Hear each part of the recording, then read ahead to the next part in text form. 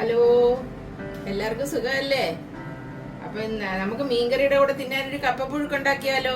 അപ്പൊ നമ്മുടെ കപ്പ അതേ ഞാൻ കഴുകി റെഡിയാക്കി ഇപ്പൊ അടുപ്പത്ത് വെച്ചിട്ടുണ്ട്. ഇനി ഇത് അങ്ങോട്ട് വേകട്ടെ, അപ്പോഴത്തേക്കും നമുക്ക് അരപ്പ് റെഡിയാക്കാം.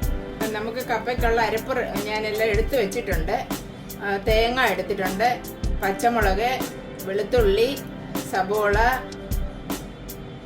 ശകലം ജീരകം എടുത്തിട്ടുണ്ട്, മഞ്ഞൾ പൊടി, കരിയാപ്പല. ഇതെല്ലാം കൂടെ നമുക്ക് ഇനി മിക്സിക്കകത്തിട്ടൊന്ന് അരച്ചെടുക്കാം. കപ്പ വെന്തു, കപ്പ ഊറ്റി, ഇനി നമുക്ക് അരപ്പിടാം.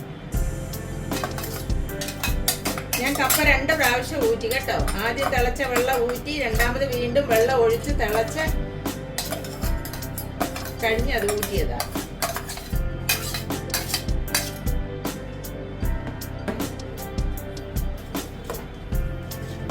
നമുക്ക് ആവശ്യമായ ഉപ്പിടാം. അരപ്പൊക്കെ ഇട്ടു. ഇനി ഇതൊന്ന് പറ്റട്ടെ, വെന്ത് പറ്റട്ടെ. വെന്ത് പറ്റി കഴിയുമ്പോൾ നമുക്ക് ഇളക്കിയെടുക്കാം. നമ്മുടെ കപ്പയും മീൻകറിയും റെഡിയായി. ഞങ്ങൾ കഴിക്കാൻ പോവാ. അപ്പം നിങ്ങളെല്ലാവരും ഇതുണ്ടാക്കി നോക്കണം. അടുത്ത വീഡിയോയിൽ വീണ്ടും നമുക്ക് കാണാം. Okay, by.